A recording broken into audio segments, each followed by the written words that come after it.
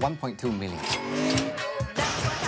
The Nick you're dating is Nick Young? Yeah, you guys know them or something? Hells yeah. They're just the biggest developers in all of Singapore.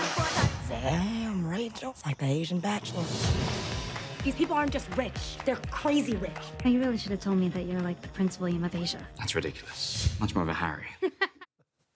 A little bit there of the film Crazy Rich Asians, the worldwide blockbuster, changing the way we see Asians. It has an all-Chinese cast, a classic poor girl meets rich boy storyline. There's also a bigger message here for the West. The Asian century has arrived, and in some cases, the joke is most definitely on us. Joining me is journalist Beverley Wang, who hosts the ABC's It's Not a Race podcast and Stop Everything on Radio National, comedian and writer Lawrence Leung, and author Jenevieve Chang, who wrote The Good Girl of Chinatown. It's nice to have all of you with us. And Beverley, I wanted to start with you and just get a sense of what you thought about the film. I really enjoyed it, Stan. At first, I think I had some trepidations going in just because expectations are so high. This is the first Hollywood film starring an all-Asian American cast in 25 years with an Asian American storyline. I remember when Joy Luck Club came out and I was a teenager, and again, that was a big event. So this is the next one since then, a quarter century. And I have to say, it exceeded my expectations. I really enjoyed it. I think they did an excellent job both in the story and the production.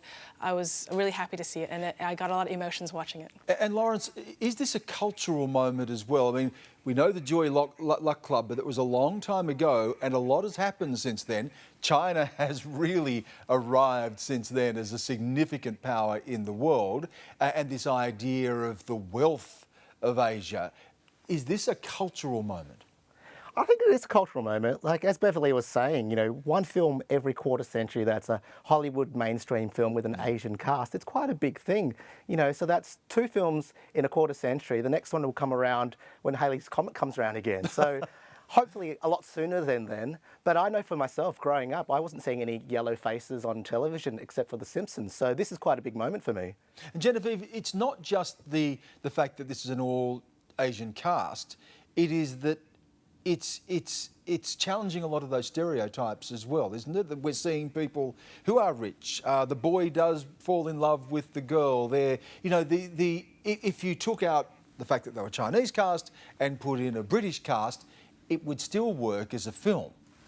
Yeah, no, absolutely. I think because it's an all-Asian cast telling an essentially Asian story, not just Asian from their homeland, but their diasporic experience as well, you're really pitching one large segment of the culture, but like within that, all the different tensions that exist. So you get a much more nuanced portrayal of the characters and the conflicts that they have to face.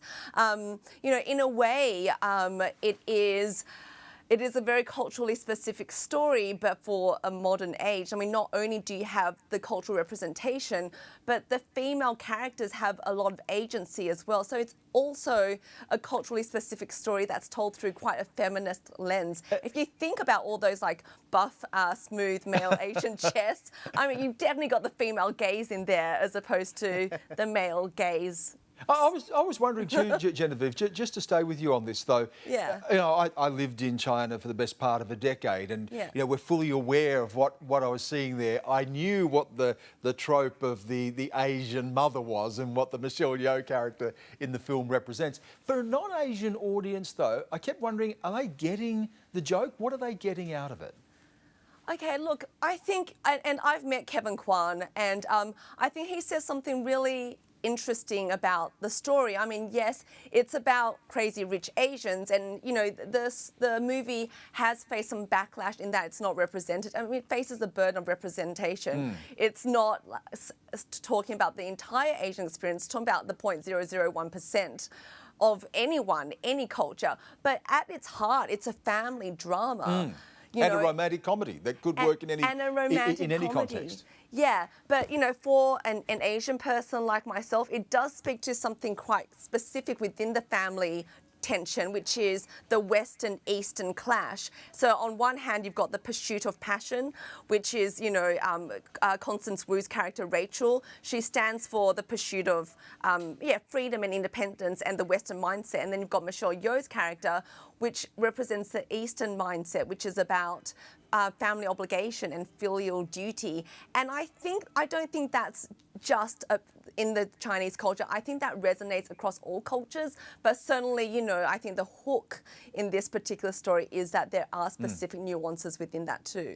Beverley, it is crazy when we talk about crazy. I'm using that word, but anyway, it is sort of crazy when you talk about someone representing what Asia is. I mean, you do the It's Not About a Race podcast, and this idea that all Asians are the same, or that you'd all know each other, or, you know, in a sense, you can't represent Asians in a film. Oh, absolutely. The burden of representation, as Genevieve said, is huge.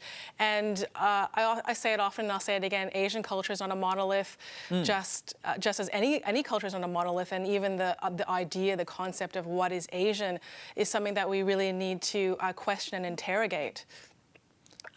When it comes to this film, I definitely agree with Genevieve, the specificity. There's really strong Confucian themes running through this film that when I watched it, I thought, oh my goodness, the crushing pressure of the mother-in-law. It goes, you know, intergenerationally. The grandmother, she pays it out as well. So you get this idea of family obligation and loyalty and filial piety working really well, I think, for the East Asian audience.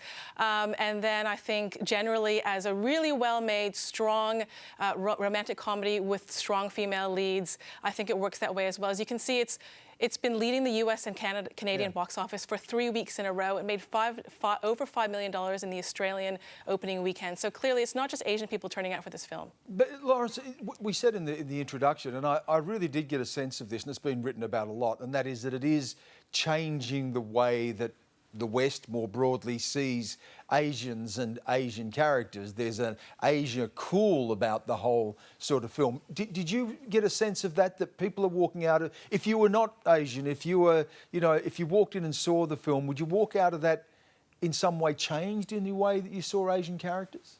When I went to the cinema and saw it, there were predominantly white people in the audience, and I could hear afterwards that they really loved it. They were pleasantly surprised. A lot of people I could hear, especially the people from behind me, they were saying they were glad it didn't suck. I think is that their expectation? I think that there's a lot of expectation on this film because it had a lot of hype, because, you know, it is a groundbreaking type of film. So I think there's a lot of expectation going in, but in the end, it is quite a decent rom-com with a few different flips on different tropes and ideas of what you usually see in a rom-com. And so I think that audiences, both Asian and otherwise, are glad that we're not seeing what we've been spoon-fed for many, many generations, which is barely seeing many Asians on film or screens or TV at all. And usually they're done as Asian nerds or geeks. Exactly. In this case, Lawrence, these are sexy characters. You know, part of this film is its sex appeal. Yeah. I remember seeing when one of the characters was in a shower, we could see his abs and his torso, and he was well cut, and there was an audible gasp in the cinema, myself included, when I saw this. I mean, there was a worldwide search to find suitable actors for this film. So what I really love is that it also represents actors from all across the world. That we've got Ronnie Cheng, who's born in Malaysia but was a stand-up comedian in Australia, is now living in America. We have actors from Malaysia, from Hong Kong, from everywhere in this film together. So it's also representing the breadth of different actors from all across the world in this film. Jenevieve, I know just before we came on air, you know, I asked you what you thought of the film, and you said you loved it, but you had some trepidation. So I'm interested in what you see as some of the flaws in the film. Okay. Look, talking about expectations, of course, there are like such high expectations with this film. I like to say that the film met my expectations but didn't exceed my expectations. I might also have to talk about the book as well because, you know, I wasn't like a massive fan of the book. It fulfills a certain need. It's quite light, it's quite frothy, it's a great beach read. I think the film was a very faithful adaptation of the book in that respect. And I think in terms of it being a genre flick, it absolutely, you know, follows the rom-com formula really well. Maybe a little bit too well for my particular tastes. But, you know, what it's indisputable that it's a really watershed moment in terms of representation, and the importance of the film and its success is that it is going to get a lot more diverse projects greenlit. So, there's absolutely that. I like to talk about my two favourite scenes in the film, which was the first scene I'm sorry for those who haven't seen it, but when you have the whole young family coming in and they're turned down, they're in the UK, they walk into a really posh hotel and they're turned down by the hotelier, the concierge. And then little does he know they've bought it. Yeah, absolutely. And he's just outright racist in his motivation for turning them down, and he gets completely, subverted when, the hotel gets bought. And then the mahjong scene, which is like fabulous as well, because it's really so beautiful in terms of the power play and the character, and also what it's saying in terms of cultural identity. And I think the film touches on such fabulous story potential in terms of the darker edge of racism, of intracultural prejudice, and I wanted a little bit more of that, but I felt like those topics were sidelined in favour of the Cinderella Instagrams, hashtag lifestyle inspo. Which is going to have wide appeal. Yeah, absolutely. But Beverley, I said in the introduction there that in some ways, while this says, the Asian century has arrived, and then in some ways the joke is on us. And in fact, there are several scenes in the film where you see that joke reversal. There's a wonderful moment where the family is sitting around having dinner, the children aren't finishing what they're eating, and the father says, you better finish that. Don't you know there are children starving back in America? Yeah, I mean, and it does a lot of good reversals. That character you're referring to, played by Ken Jeong, who's the father of Paik Lin, he does it as well in the way he suddenly flips the script on what accent he has. And so he cycles through a number of accents. And I think that's great because, if we are lucky to have even one Asian male represented in a film, he's only allowed to play one role. But because the cast of Crazy Rich Asians is so broad, you're able to have many representations of Asian males and many representations of Asian females in the one movie. And so it's okay that there is kind of the unsexy older brother character, and it's okay that there's this wacky dad who does the accents, because there are also, really sexy men with hot bodies and really rich and powerful people. And so there's already the range and the diversity within the film. And I think that's a really powerful message that we are many, and coming back to that idea that it's not a monolith, we're individuals. And Lawrence, you're involved in this business, and you're involved in trying to create that connection with audiences, and you've played on these same tropes in your own work. Is it getting easier, do you think? Is there a sense that it's becoming very normalised now to be Asian and be Asian in the West? Not just the in the box, the stereotypical sort of character, but something that everyone can relate to. And are you seeing that in your own work? Yeah, I think so. I mean, it's changed over time. When I first started making Choose Your Own Adventure, which was my first TV series, I made that for just audiences to enjoy on a pop culture geek level. I wasn't playing any race card, I was playing the geek card. And I was getting a lot of emails from young Asian teenagers thanking me for making a series where they could see a face which was similar to theirs represented on screen. And I've written for also Benjamin Law's Family Law, and I've noticed between my series and Family Law, it's becoming more normalised, and I think it's a fantastic idea that everyone out there should see the different types of voices out there in the community. And when you think about it, if you look at New South Wales and Sydney, there are 1 in 5 people are Asian, 20% of the community is Asian. So it's about the right time now for to see more Asians on screen. Genevieve, it was really interesting to me looking at some of the criticism of the film, and one of the characters who was pulled out for criticism was the best friend, and criticised for adopting sort of a black persona, that a lot of her actions and her accent and her attitude was seen as being something that may be more associated with a black American character. So you're already into this area where an Asian character accused of appropriating a black character playing to a predominantly white audience. This is the sort of complicated world we're in. It's a really complicated world. I guess you're talking about Paik Lin, the character of Paik Lin. Okay, I haven't read criticism about that, but the thing is that, again, we're talking about hybrid identities. The actress Awkwafina, I mean, she I'm pretty sure, I mean, she's from Brooklyn. I'm pretty sure she grew up in the States.